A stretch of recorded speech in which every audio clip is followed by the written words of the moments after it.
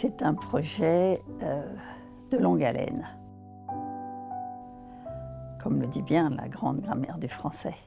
Le projet a commencé à démarrer en 2002 sous l'égide du CNRS et plus particulièrement de l'Institut de la langue française qui était alors dirigé par Christiane Marchellonisia.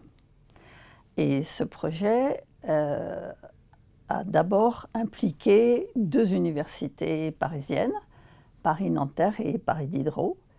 Et puis il s'est petit à petit étendu à d'autres entités en France et particulièrement à d'autres auteurs dans des villes très variées, pratiquement toutes les villes qui ont des linguistes en France.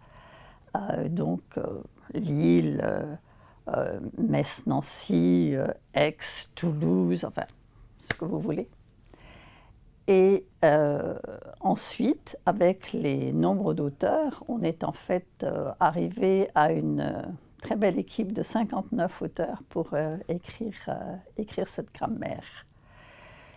Et bon, petit à petit, évidemment, on a développé le projet et ça s'est étendu à l'aspect des sons, etc. Donc ça a mis du temps pour différentes raisons qu'on pourra énumérer tout à l'heure, mais qui ne sont pas des mauvaises raisons.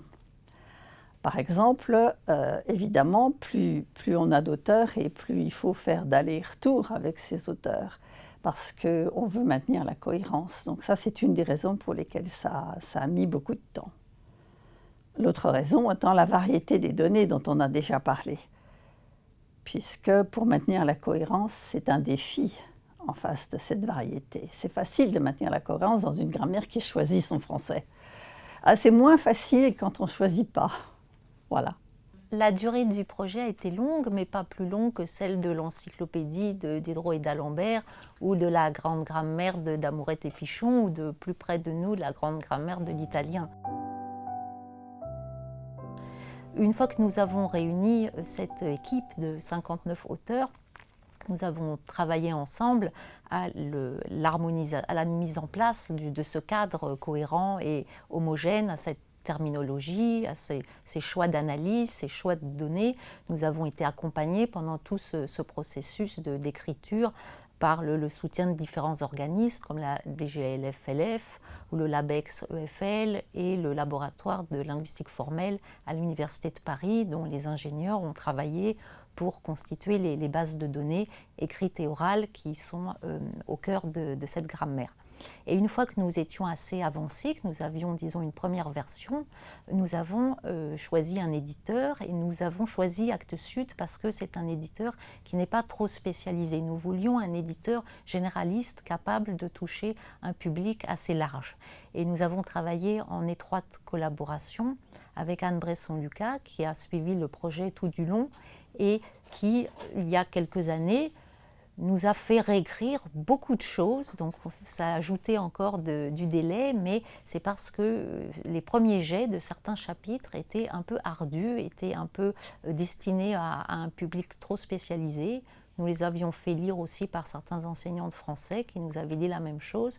Donc ce travail de réécriture dans un but didactique et pédagogique nous a encore occupé quelques années. Et nous avons pu aboutir donc à cet objet original. Cette grande grammaire du français est en fait un double objet, donc c'est un livre en 2 volumes sous coffret, mais c'est aussi un site, donc une plateforme dédiée où vous pouvez naviguer en consultant le glossaire, la terminologie, les fiches et surtout entendre les exemples oraux avec leur mélodie, avec leur prosodie, avec ou sans liaison. Et ce sera une source précieuse pour l'enseignement du français.